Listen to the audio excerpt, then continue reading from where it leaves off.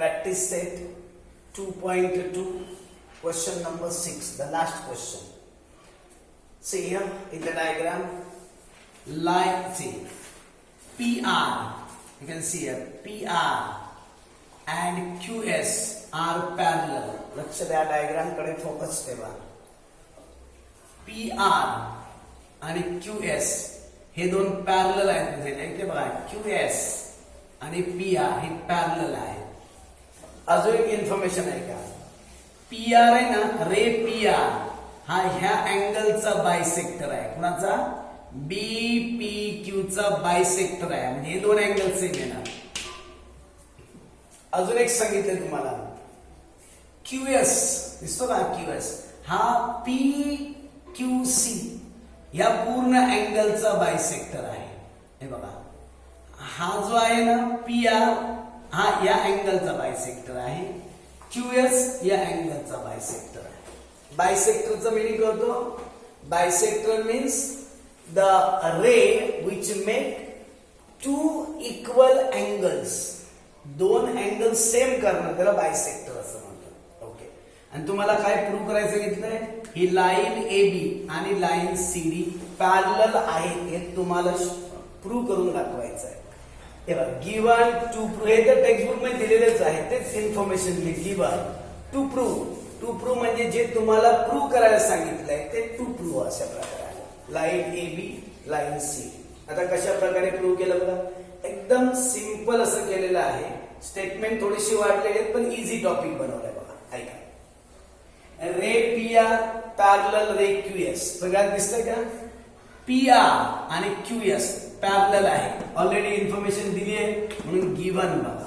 पहिला पॉइंट तर गिवन मला दिला बघा, PR आणि QS पॅरलल आहे. आता जर लक्षात येतं का तुमच्या बघा, जर ह्या दोन लाईन पॅरलल असतील, इथे बघा Z तयार होतो बघा. म्हणजे याचा अर्थ काय होईल, हा अँगल आणि हा अँगल, इथे Z तयार झाला का, हे दोन अँगल कॉन्ग्रुएंट आहे. मी अक्षर X कन्सिडर केले बघा. हा आणि अँगल सेम आहे बघा. इकडे हा आणि हा अँगल कॉन्ग्रुएंट आहे. सांगा या अँगलचं नाव काय दिलं बघा, RPQ. दिसतो बघा अँगल RPQ. आणि याचं नाव काय, अँगल PQS किंवा SQP. हा अँगल, हे दोन अँगल कॉन्ग्रुएंट, त्याला X कन्सिडर केलं बरं का. हा आणि हा Z तयार झाला की नाही, म्हणजे कुठल्या टाईपचे अँगल झाले, अल्टरनेट अँगल झाले. पुन्हा एकदा ऐका, PR आणि QS हे पॅरलल आहेत की नाही. मग बघा इथे Z तयार होतो का, झाला. म्हणून हा अँगल आणि हा अँगल कॉन्ग्रुएंट असणार. याचं नाव काय, RPQ आणि या अँगलचं नाव SQP. दोघांना X घेतलेलं आहे. इथेपर्यंत काही प्रॉब्लेम नसेल. आता नेक्स्ट बघा, व्यवस्थित लक्ष द्या. मला सांगा इथे त्यांनी काय सांगितलंय, PR हा आहे ना, हा या अँगलचा बायसेक्टर आहे ना. बायसेक्टर म्हणजे दोन अँगल सेम करा, म्हणजे याचा अर्थ असा ना, RPQ जो अँगल आहे, RPQ हा अँगल या पूर्ण कोणाच्या हाफ येणार बघा. म्हणून RPQ is equal to half angle. पूर्ण अँगलचं नाव सांगा, BPQ. का हाफ आलं कळलं का, समजा हा 80 डिग्री अँगल असेल, 80, तर हा किती येणार, 40. हा पण 40 येईल का, कारण दोन इक्वल पार्ट होतात. म्हणून बघा, RPQ is equal to half angle BPQ. हा हाफ आहे. ओके. याला गिवन का, कारण तो बायसेक्टर आहे म्हणून त्याला गिवन सपोर्ट. मला सांगा RPQ आपण ऑलरेडी कन्सिडर केले बघा, X. RPQ म्हणजे X is equal to half BPQ. बरोबर आहे. मला सांगा हे हाफ अपॉन आहे ना 2, इकडे गेले तर मल्टिप्लाय होईल का, म्हणजे 2 मल्टिप्लाय काय ना, 2X is equal to angle BPQ. म्हणजे अँगल BPQ ची व्हॅल्यू किती आली सांगा, 2X आली.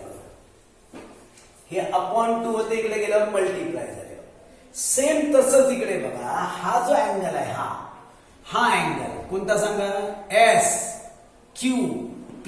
हा अँगल या पूर्ण कोणाच्या हाफ येणार, कारण हा बायसेक्टर आहे ना. म्हणून बघा, SQP is equal to half angle, पूर्ण हा PQC.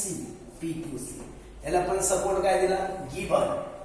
हा अँगल याच्या हाफ आहे, कळलं? कारण बायसेक्टर असल्याने. सांगा SQP किती आहे? x आहे का?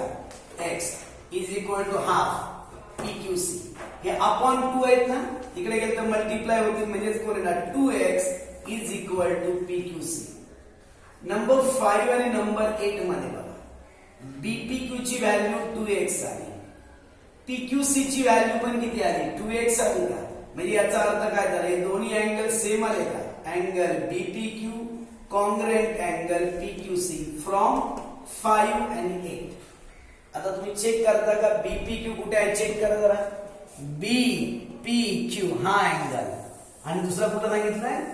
PQC हा अँगल.